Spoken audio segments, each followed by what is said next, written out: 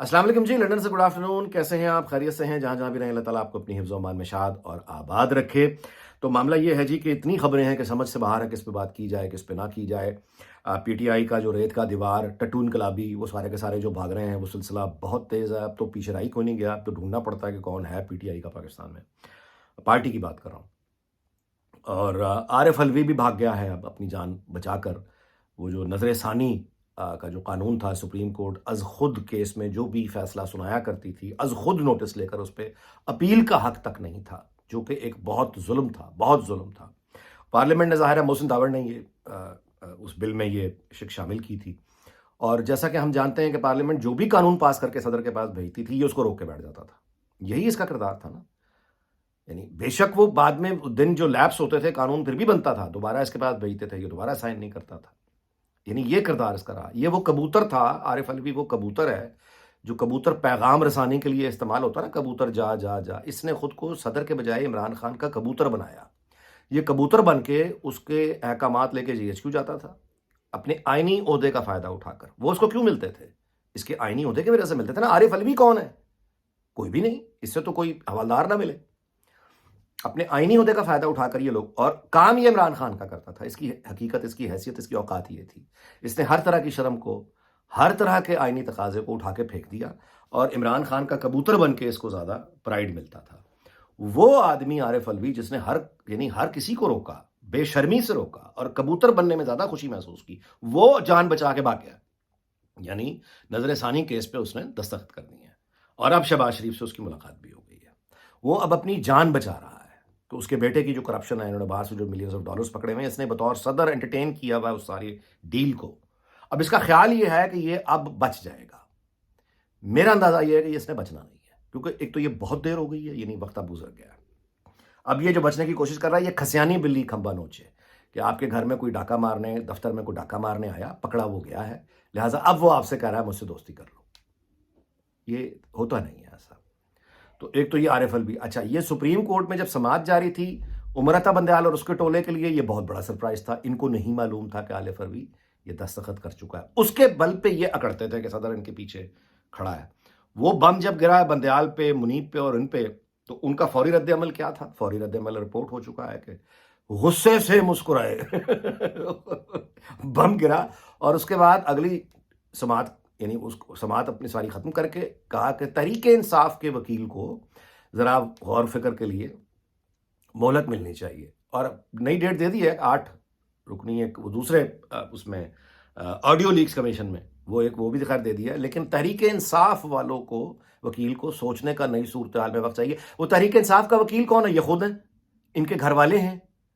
अच्छा, अब ये जाके जो तहरीके इंसाफ वालों से मशवरा करेंगे, वो इनके अपने घर में बैठे हैं, वो सास है, बीवी है, बेटी है, उनसे अब ये मुनीब और ये सारे बंदयाल वगैरह करेंगे मशवरे। लेकिन अब इनके पास रह कुछ नहीं गया है। टट्टू इनकलाबी नहीं होते, टट्टू इनकलाब नहीं ला सकते, क्योंकि टट्टू होते हैं ये, हाथ पैर इनके कटे हुए हैं। वो भाग गया आरिफ अलवी। अच्छा, अब आगे आइए, मौलाना तारिक जमील। मैं आपसे गुजारिश करूं कि ये अल्लाह और उसके रसूल के नाम को बेचने वाले बदतरीन मखलूक हैं। अच्छा, ये जो है, इनकी रस्सी दराज हो सकती है, ऐन मुमकिन है, लेकिन इबरत का निशान इन्होंने दुनिया में बनना होता है। करोड़ों रुपए इसके अकाउंट में हैं, कहां से आए? अब तहकीकात शुरू है। इसने अल्लाह और उसके रसूल का नाम बेचा, और वो नाम बेचकर इसने पीटीआई की गलाजत के साथ ये खड़ा हो गया, जो पाकिस्तान की तारीख के सबसे बड़े झूठे, सबसे बड़े मक्कार हैं। उन पर दीनी मोहर किसने लगाई? मौलाना तारिक जमील ने। एक देखें, किसी की जाती जिंदगी के बारे में बात करना, शर्म करनी चाहिए इंसान को। अपने आप को जब देख लेता है ना, तो कोई दूसरा बुरा नहीं लगता फिर। लेकिन क्या करें कि इफ्तिखार दुरानी जैसा आदमी, जिसकी मैंने कभी वीडियो की बात इसलिए नहीं की क्योंकि गंदी बात, बंदा क्या, देखिए जी, गंदी वीडियो पे क्या बंदा बात कर सकता है? उमर अता बंदयाल पर बात कर रहा हूं ना, वो गंदी वीडियो पर ही बात करना है। वो इतना गलीज आदमी उमर अता बंदयाल, इसके साथ के जज, अदल बेचने वाले, कि वो, मैं अपने, यानी उसको यही समझे कि बड़ी गंदी सी बात है। वो भी शर्मिंदा ही होना चाहिए इस तरह की बात करते हुए। जो उमर अता बंदयाल कर रहा है, ये इफ्तिखार, ये जो दुरानी या वो जो वीडियो शूडियो, इस तरह के किरदारों से कहीं भयानक ये लोग हैं। अच्छा, लेकिन देखें, किसी की जाती जिंदगी पे बात, लेकिन जब इफ्तिखार दुरानी इस वीडियो के आने के बाद ये कहता है कि पीटीआई की खवातीन के साथ जेल में तशद्दुद हो रहा है, तो फिर आदमी कहता है कि बस कर दो। یعنی عمران خان جیسا آدمی جس وقت ریاستی مدینہ کا نام، اللہ معاف کرے، اللہ معاف کرے، تو مولانا طارق جمیل کا یہ فرض تھا کہ سب سے پہلے یہ کھڑا ہوتا، یہ عمران خان کو کہتا کہ دیکھو میں نے مذہب، اس کا یہ کام تھا نا کہ مذہب میں یہ جو تم کر رہے ہو مذہب کے نام پر، اللہ تعالیٰ کے نزدیک یہ حرام ہے، حرام ہے۔ لیکن وہ کیسے بتائے طارق جمیل کہ حرام ہے؟ کیونکہ جو خود یہ کام کرتا ہے اللہ اور اس کے رسول کے نام پہ جھوٹ بولتا ہے، افسانے سناتا ہے، کہانیاں سناتا ہے۔ دیکھیں جی یہ جو نیت ہے نا، کہ نیت تو یہ ہے کہ لوگ جو ہیں وہ اللہ کے دین کی طرف آئیں، لہٰذا ہم تھوڑا مبالغہ آرائی کر دیتے ہیں، تھوڑا حوروں کی داستانوں کو ذرا دلچسپ اور رنگین بنا دیتے ہیں، ہم ذرا مطلب ہے وہ سمندر کی جھاگ والیاں اس طرح کی باتیں کر کے لوگ اگر آتے ہیں مطلب ہے دین کی طرف تو ہم اس لیے جھوٹ بولتے ہیں۔ ایسے لوگوں سے محتاط اور بہت دور رہیں۔ ایسے لوگ ہمیشہ سے موجود رہے ہیں، قیامت تک موجود رہیں گے۔ یہ جھوٹ بولنے والے دین فروش جو جھوٹ بولتے ہیں، نیت ان کی کچھ بھی ہو، اچھی ہو بری ہو، ایک تو بری نیت والے ہیں، ایک اچھی نیت والے ہیں، سیدھی بات ہے۔ جو اچھی نیت والے ہیں ان کی خدمت میں بھی یہ سوال مطلب میں نہیں رکھ رہا، ہمیشہ سے ہوتا آیا ہے کہ تبلیغ کرنے کا جو راستہ اللہ کے آخری رسول صلی اللہ علیہ وسلم نے اپنایا، ان سے پہلے کے جتنے پیغمبروں نے اپنایا، ان کو تو جھوٹ بولنے کی ضرورت پیش نہیں آئی۔ انہوں نے کبھی تبلیغ کرتے ہوئے جھوٹی کہانیاں شامل نہیں کی، انہوں نے کبھی یعنی کسی کہانی میں جعلی اور شیطانی رنگ بھر کے کلرفل قسم کے یہ شرابوں کی باتیں کر کے کہ جنت میں یہ ملیں گی اور یہ حوروں کی عیاشی کی داستانیں سنا کر کبھی دین کی تبلیغ انہوں نے اس طرح نہیں کی، نہ ان کے صحابہ نے کی ہیں، نہ یہ کام حضرت عیسیٰ نے کیا، نہ حضرت موسیٰ نے کیا، نہ ہی یہ کام مطلب حضرت یوسف نے کیا، نہ ہی حضرت ابراہیم نے کیا، نہ حضرت اسحاق نے کیا، تو یہ نہ ہی یہ کام اللہ کے آخری رسول حضرت محمد صلی اللہ علیہ وسلم نے کیا، نہ ان کے صحابہ نے کیا۔ تو یہ جو لوگ کہتے ہیں کہ جی نیت ہماری نیک ہے، ہم دین کی طرف لوگوں کو لانے کے لیے اس طرح کی کہانیاں سناتے ہیں، جھوٹ بولتے ہیں۔ جیسے جوا حرام ہے، شراب حرام ہے، کسی کی جان مال آبرو پر حملہ کرنا حرام ہے، ویسے ہی اللہ اور اس کے رسول پر جھوٹ باندھنا حرام ہے۔ اس کے لیے کوئی اسکالر ہونے کی ضرورت نہیں ہے، کوئی کسی مدرسے کے کورسز کرنے کی ضرورت نہیں ہے، یہ تو بیسک باتیں ہیں، ہر مسلمان جانتا ہے۔ تو جب ہر ایک بنیادی باتوں کو طارق جمیل نے فراموش کر دیا اور پیسے بنانے پہ لگ گیا، اور جس خواتین میں جتنا اس کا انٹرسٹ ہے اور جس طرح سے اس کا اپنا چہرہ، اس کی آنکھیں گواہی دیتی ہیں جب یہ کسی عورت کی طرف دیکھتا ہے کہ اس کا باطن کیا ہے۔ تو اس طرح کا آدمی دین فروش جو ہوتا ہے، اس دین فروش نے عمران خان کو کیا کو مت دینی تھی؟ وہ تو جھوٹی گواہی قوم کے سامنے، طارق جمیل کی ایک نہیں درجنوں گواہیاں قوم کے سامنے اس نے جھوٹ بولا ہے عمران خان کے حق میں، جھوٹ بولتا رہا ہے عمران خان کے حق میں۔ تو اس طرح کے لوگوں کی رسی دراز ضرور ہوتی ہے، انہوں نے عبرت کا نشان بننا ہوتا ہے، جو انشاءاللہ یہ بنے گا عبرت کا نشان۔ کیونکہ یہ پوچھنا پیسے کہاں سے آئے؟ اچھا، آن دی ادر ہینڈ آپ یہ دیکھیے، اس بات پہ غور کیجئے، جنرل عاصم منیر جو ہے وہ حافظ ہیں، سب سے واقف ہیں۔ جب سے انہوں نے عہدہ سنبھالا ہے، آپ نے ان کے کوئی جی ایچ کیو میں یا کسی آپ نے کوئی ان کے گھر میں کوئی خبریں سنی ہیں کہ کوئی محفل سماع کا انعقاد کیا جا رہا ہے؟ یہ جنرل باجوہ منافق تھا، وہ کرتا تھا۔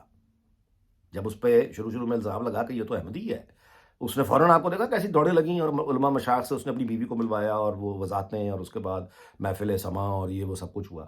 کمزور آدمی مطلب تھا، اس پر الزام لگا تو وہ بھاگ گیا اور بھاگ کے دفاع میں لگ گیا،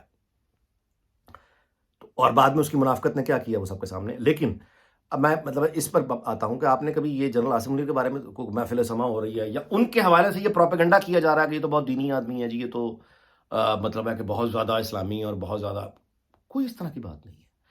کوئی سیریس پروفیشنل، وہ سیاستدان ہو، وہ بینکر ہو، وہ بیوروکریٹ ہو، وہ جنرل ہو، وہ کاروباری ہو، وہ ملازمت پیشہ ہو، کوئی بھی واک آف لائف سے ہو، کوئی بھی سنجیدہ آدمی جو پروفیشنل آدمی ہے، وہ ایک تو باتیں کم کرتا ہے، ہر روز بیان، نواز شریف کا آپ دیکھتے ہیں کہ ہر روز وہ بیان آ رہا ہو، ہر روز ٹویٹ آ رہے ہوں، ہر روز ایک تقریریں ہو رہی ہوں، ہر روز قوم سے خطاب ہو رہے ہوں، کبھی دیکھتے ہیں؟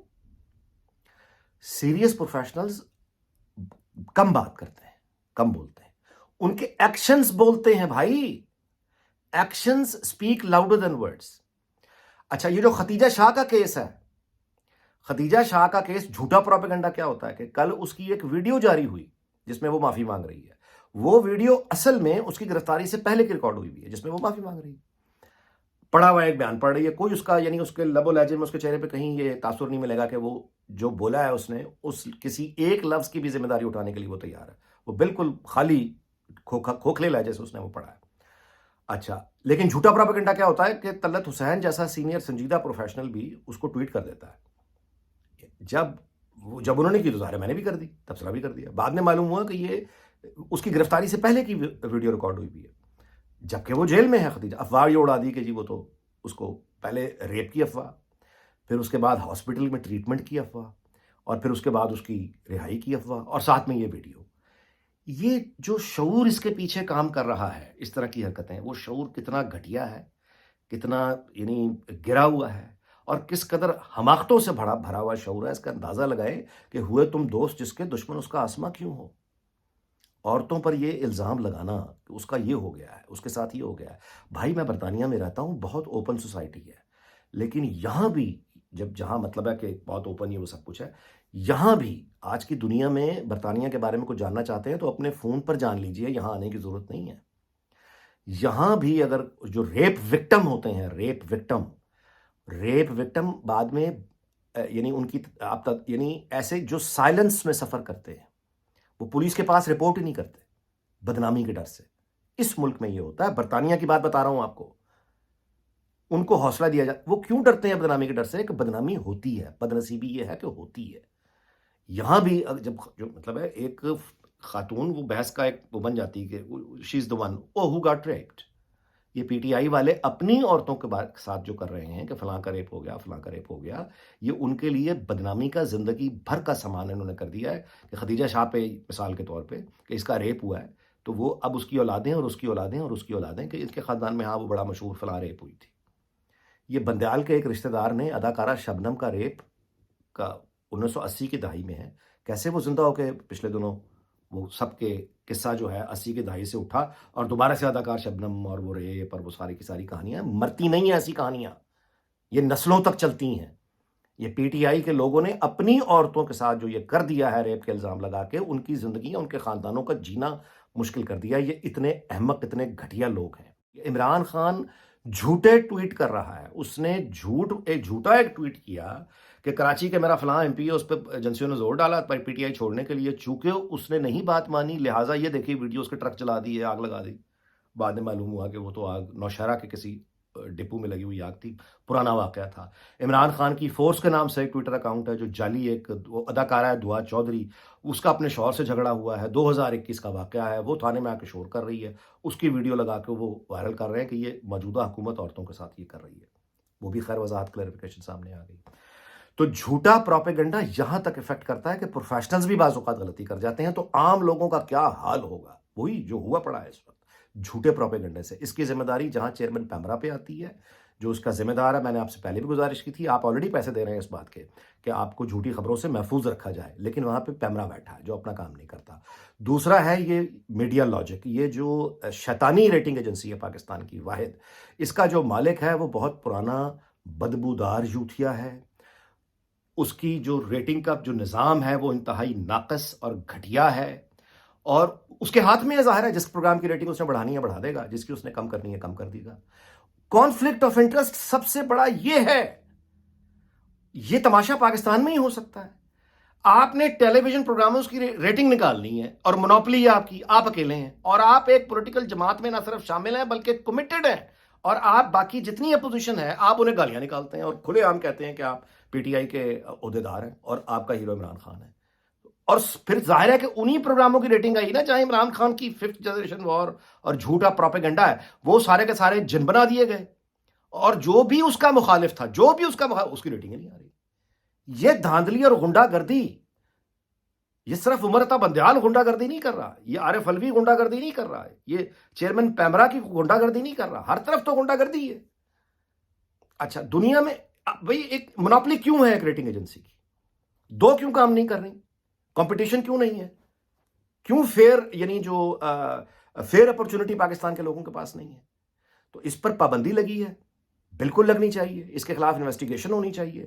اس کو یعنی 9 مئی کے جو واقعات ہیں، جھوٹا پروپیگنڈا دیکھیں. ایک آدمی جو سکرین پر بیٹھ کے بولتا ہے وہ تو بندر ہے، جو سکرین پر طوطا ہے وہ بندر ہے.